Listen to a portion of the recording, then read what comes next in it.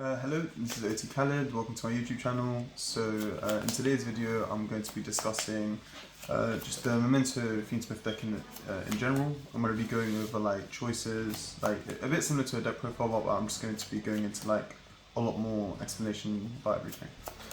So I'll just go through like the ratios that are just mandatory within this engine. The reason why is because everything has a function like to work together, and like you need to play these ratios just to make sure that everything like flows properly in terms of like full comboing.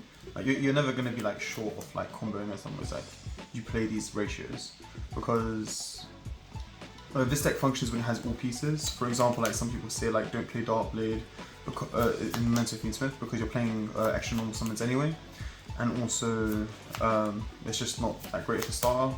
It really isn't, especially as like a one card combo. It's summoning itself and then popping summoning Anguish isn't that great. The better combo is just always like starting with like any other name, because it's just infinitely better. But the reason why Darkblade comes up is in the scenarios when you're under cards like draw or trying to play around draw, he makes your life a lot easier in every way. Okay, so I'm going to be going through the cards that like you would play in mandatory inside the engine. So you play 3 Anguish, 3 Zebra, 2 Goblin, so this is standard, this is what the ratio's been for a long time. Then of course you're still playing one-offs. So in pure Memento, people opt to taking this card out. I don't think it's correct, just because even though it's a brick, it provides way too much in every single game. Especially in Fiendsmith Memento. Not only is it like another extender for you to be able to do like your full combo, but it's also important because when you're under Fua or like Molcharmies, being able to have him as an interruption, especially because we don't play a card in extract for it, it just makes it so much more worth it. And in my opinion, it's not necessarily correct to play like, you're not able to like tweak the extract, but I'll go on to that later. So these are the cards that are just mandatory in terms of the Memento names. And then going through Fiendsmith engine, so it's been reduced, I think for the Nationals I play it this way as well. You can play 2 Engraver, 1-on-1. You don't need these because for all the combos where like you're resolving Aerial Eater, it means that you've kind of checked everything. People don't really nib you that late. They normally nib you prior because they don't know whether you're going to be making Desiree, so they probably nib you on sequence before that. Yeah, and if you ever really wanted one of the copies, after you banish both of Aerial Eater, you can use Baphomet to reborn this one, and then you still have the Fiendsmith engine next turn to summon Desiree, and you also just still have access to the Fiendsmith engine, and then you commit the Baphomet to summon the Engraver. So yeah, and then you have to play all 3 of these cards. But you wouldn't like mess with the ratios. These cards are like way too important inside the deck. Like none of these cards are bad cards in my opinion. Any of them paired with another card is normally full combo. This paired with any normal summon or special. This paired with any body that's just on the field is full combo, and same with Larry. And then in terms of the spells, it's those 3. Yeah, so you play 9 spells for the Memento engine. So all 8 dodge spells plus that. You just don't play the 3rd Memento Fusion because you're playing in Fiendsmith, and sometimes you will open Fiendsmith cards with Memento Fusion and like a Mace Trihorn. It doesn't necessarily work too well. The main priority is to have like Party or Goblin Biker spell or Fiendsmith plus like a Zebra and a normal. Like that's like the most ideal hand, but overall it's like you have to play for the more non-ideal hands sometimes. So Memento Fusion is not that great in terms of like being at 3, and opening 2 of this card feels horrible even in pure. And then going through non-engine, so we're still playing 3 Ash Blossom, both the Bestials, Called by, Talent, and then Molcharmies. And this will stay the same for my Euros list probably. So the reason why like this choice of non-engine is just the best is just because when you're going second against like Malice or Ryziel, you need to have a good amount of non-engine. And the thing is like not any like a lot of cards are just not as impactful. For example, if you're playing like Nibiru and hand traps, they're never going to get you like the true value that you really want to, because you just nibbing them. People that are good players, they often play around nib. They'll have a long through it, and then you're not really able to do much outside that. And it's just not going to be enough. It doesn't put as much pressure as you want. However, with the Molcharmies, they basically have like a double, like it's like a double-edged sword essentially, because you prudent them, yeah, you can get ashed, but sometimes you just won't. Or even most of the time rather. Like when I've gone to the YCS, when I went to Nationals, There's like people kept saying to me like, oh, people are just gonna Ash your more charmy, then you're not gonna be able to do anything. But like more often than not, it just wouldn't happen. Like sometimes it does, obviously, and you feel kind of sad. But the thing is that because I'm playing so many of them, when I would open like 2 non-engines, sometimes it would just be like double charmy. And then even if people would have the Ash for the first one, I would just have the second one. Post side, I would be playing so much non-engine that I would guarantee open 2 non-engine every single time. And then sometimes it will always be a mix. And these cards are like all high impact. Like call by you side out against Malice. Like I can go over through like siding videos in another one. Like siding patterns, sorry. Like the more charmies are just like crazy. Like every single one of them performed. Like there was I think 3 times at Nationals I played against Malice. I played against Malice and in game 1 I just opened Meows and it just threw them off so bad because they're just not expecting it in game 1. And not just that, I was just getting infinite value. They ended on a half board and like as we all know, it's like Memento just eats up half boards and kills them through it. So yeah, for the more charmies, like I don't think I need to explain like how broken like Fuo Perillia is because of Raizu or Mitsu and just Fuo just being crazy in general. Ash Blossom, the reason why is because I kind of view these cards as first and second. So these are used as extenders. These are used just to make your going first stronger, hitting a hand trap that you don't want to deal with, or a more charmy in case you don't have the Ash. Or sometimes like I would just, even if I had like a call by and there was they Perillia me, I wouldn't Ash the Perillia and I would just activate and I would just wait for the next hand trap and then call by that. Because like Perillia doesn't really matter that much. Maybe you'll give them like 1 or 2 draws, but at that point you will actually resolve full combos, so you don't need to think about it that much. Talent is just like a mandatory card. This card just comes up in like every scenario I've ever played it. Like it was the best when it was at 3, and like it's still like one of the best non-engine we're playing now. It's going first and second. It's brilliant. This card, it's amazing going first, but going second like against Malice is not that great.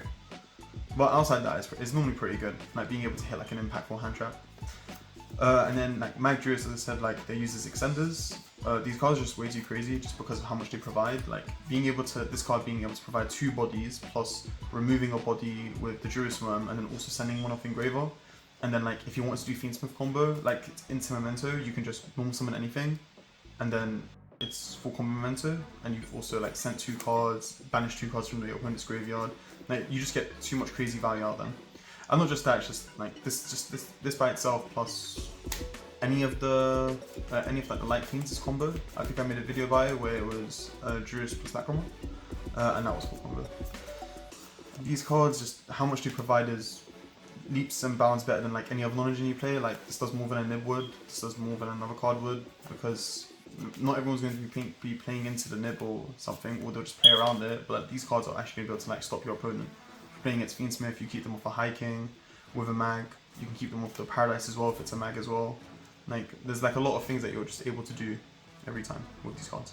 And then Ash Blossom is just for more charms. Like sometimes you can hit them for something impactful, but overall, like honestly, it's just for more charms. And sometimes sometimes it does like keep them off engines that like you don't want them to do. Like for example, if they're doing like Raizu combo, and then they like just activate like a harbor, then you get Sargi, then you just Ash Sargi. Like that's really impactful as well. Like because it might just keep them off the thing. They have to have it, right? And then for the extra deck, it's the same as it's always been ever since post Rotor, but here I'm actually going to like explain in depth like why this extra deck has never changed. So with Creation King, the reason why we play 2, because I don't think I have to explain why we're playing this. The reason why we're playing 2, the biggest part is you're going to be under more charmies, and sometimes you're not always going to be able to full combo, especially if they pair hand traps with it. So what you have to actually do is just you have to just try to set up the Memento interruptions, and you're not going to Akihiro and add this card back and then summon it again. Like if you only played 1, right? But like you playing 2 gives you the like the flexibility to like when you're under like 4, you can just like summon another one with Memento Fusion. And then it makes it infinitely better because you also get like the send effect and everything. Because it's not always just about like Berthamut summoning it. When you're under Fuo, when you're under Perillia, when you're under Meows, like sometimes you don't want to commit much to give them that many more draws just to set for Berthamut. Obviously when you're resolving combo like through hand traps is perfectly fine, but in general like you would try not to do that. Another line is where like this actually does come up. I will be talking about this in another video that I have planned. Where you do actually send Creation King off Creation King. There are some lines where you send Creation King off Creation King, but it's not something that you really do that too much. But I will be getting into that into a later video. For the Link 2s, I play Cross Shoot, Proxy F, and SP Little Knight. So the main reason for SP level 9 is just because in every hard board she's one of the easiest cards to be able to make. She's extremely good removal. And not just that, when you hard open field spell, it's a way to banish the Creation King so that you can Birthmit Reborn it. You're not going for this every time. There was a certain scenario where I had a Requiem banished, and I also had the option to SP banish the Creation King because I hard open field spell. But then I just thought to myself, oh, I can just search fusion, summon King by using fusion, and then Birthmit Reborn the Requiem that they banished off the Bestial. So it's like, you don't always have to go for like a linear play with this card, but the thing is like it will just come up in that scenario. Like having the option is just like infinitely more broken. Proxy and Cross Sheep are basically on like the same level of mandatory. This is pretty much needed for every single combo involving Fiendsmith, trying to get into the Memento combo. And there's also like extremely like cool niche lines where you can summon the Cross Sheep, activate fusion, summon King, and then you Cross Sheep Chainlink 1, King Chainlink 2. You send 3 to graveyard off the King, and then the Cross Sheep will reborn. Like you can, for example, if you don't have an Anguish engraved, but you have, for example, a Mace, you can Cross Sheep Chainlink 1, King Chainlink 2, send Anguish, and then now because it's in the graveyard, because it's a non-target reborn, you can reborn the Anguish, and then effect search. So that's like a niche interaction, but it's like a really cool one that's like even got me like out of sticky situations. And yeah, as I said, it's pretty much mandatory for all the Fiendsmith combos. This is also pretty much just as mandatory. People don't understand like the value of like how broken this card is and like why this card like makes our end board like so much crazier. Like being able to summon the Birthmit within the combo and then Birthmit sending the Engraver is the equivalent of you hard opening an Engraver. So the whole premise when you make Moon and Requiem and then you Requiem summon Lacrima and dump Engraver is that from that line you will have 4 Light Fiends in rotation. But that is the equivalent of opening Tract, for example, because that will be Lurry, Requiem, Lacrima, Engraver. But you having the 5th Light Fiend changes everything, because it means that even after you shuffle back from Desiree, you're still actually going to have an extra Engraver in the grave, because you don't engrave until after you summon Desiree, and then the 3 Light Fiend comes from you having Sequence. So like the amount of value this is generating is like absolutely insane, and the fact that it just freely reborns the King, like I could arguably say like we're literally playing like High King, Desiree, SP, and then in my opinion the best interruption is Birthmit, because Birthmit being any time they can't Biscuit, they can't call by it, they can crow it, but that's it. But like they can't really like interact with this card. It's really difficult, and the fact that it's any time in the opponent's turn is that I've had people just look at me and be like, I just can't beat Birthmit. Like they've talents taken my High King, I just go cool, may snatch deal it back.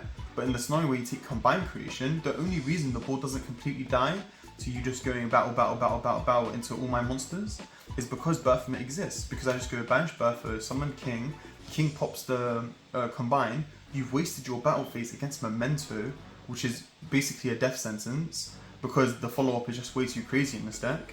So is that people like understate how like broken this is, and then the fact that this is the only card that essentially loops into this just makes this card even better. And being able to like, just get rid of like a Lurry in your hand and summoning it off Proxia for summoning more Charmies, because the secret effect is summoning from hand. You can also do a really cool interaction where if you Proxia summon like Twin Dragon or like the Saving Birthmit, but it works better with Twin Dragon. And let's say you have like an Ash Blossom or Meows, you go Chainlink 1 Proxy, Chainlink 2 Twin, because you have a legal target for Proxy.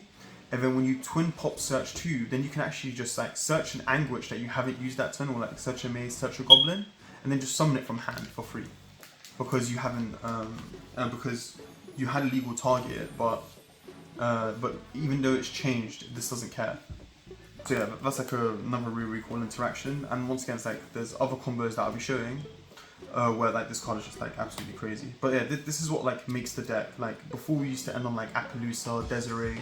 In my opinion, like that board was so bad relative to where it is now. Like how layered it is. Like and I'll be going through like a lot of stuff. I have like a lot of stuff like lined up that I'll be doing. And yeah, it will just be going through all the plays with like these types of cards and going into like thorough combos. And then yeah, so as I was stating, Birthmit is just like one of the mandatory cards, and then we play 4 fusions, so like the Fiendsmith engine, and this is technically for Fiendsmith engine, there's 2 because you can summon it off sequence. Yeah, so these are all the 4 cards, they're mandatory. This is part of the envoy piece, this is part of like getting into Memento engine. This can get to Memento engine in weird lines, but it's normally always this because he gets you the free body. Go Grip is broken because it makes the hiking easier. And then you also have, yeah, just this Requiem Sequence, Moon, Agmund Agmund is mandatory because in the combo that we always do, you never actually end on Desiree on field. You end on Lacrima and Agmund in your graveyard, and then you reborn Desiree whenever you want. It basically just makes your board way more layered, and I'll go through that more another time. And then that's it for the extra deck. And then side deck choices. Side deck choices always change like during formats, but like I'll just go through certain cards that like I've just been liking like a lot more than I thought I would. So siding droplets, I feel like was actually like a really like good idea. Yeah, it just worked out really well. And it also makes sense because I'm playing more Molch armies. So this card used to be better because we used to play like Book of Eclipse and stuff. So that means we had like more free droplet sends. But the thing is that in this version, like we're not playing as many spells as we were before. I believe it's just Call by Talent and 10 spells for the Memento engine. Oh, and tracks, so 11. No, 13, sorry. So that's actually not that much because before I believe we were playing like 18. But like now, but post side it's like it just gets a lot crazier because when you're going second, you're siding in like droplet and duster, which like raises it back up to like 18, 19. So it makes it like a lot stronger. This card like sacking a spell just gets a lot more valuable because before we used to have to play droplet because Dweller obviously, but like now it's not as mandatory. No one's setting up like a floodgate or something, and Baguska's not a floodgate. Like for this variant because just any 2 bodies outs it, so it's like kind of free. And then post side you also have like droplets, so it shouldn't be that much of a problem. With Harpies and Lightning Storm, this normally baits out like the strongest interactions on their field. Sometimes they didn't even set up to play around it. Like they didn't set up Purification because they're playing Magatama. Because I don't know, maybe they'll just view Purification as a brick, maybe they just couldn't get into it because you ashed them at a certain point, or you even stealed them when they tribute for cost of prayers. Like there's like various reasons as to how like they couldn't have done it, and even if they do, it's like you being able to beat their best card with like just 1 card out your hand, and like you're not even committing the Memento engine. Because the best part is like when you don't commit the Memento engine, like you've gotten like an insane amount of value. Like even when people like Ash your Molch armies or something, like the fact that they don't have Ash anymore is crazy. The only jarring matchup, the only one that actually annoys me is when you Ash when Manus ashes your Molch army, then adds it back off Firewall. That's like personally the most annoying one. Then obviously it's like you have to play draw. You have to play draw at some point in your deck, and then also like last year's format, Christian as well, and like random stun decks because they play like pop cards. And then this card is like the most mandatory card in my opinion. For as long as Rise will exist, you always have to play this card. This card's value is just too stupid.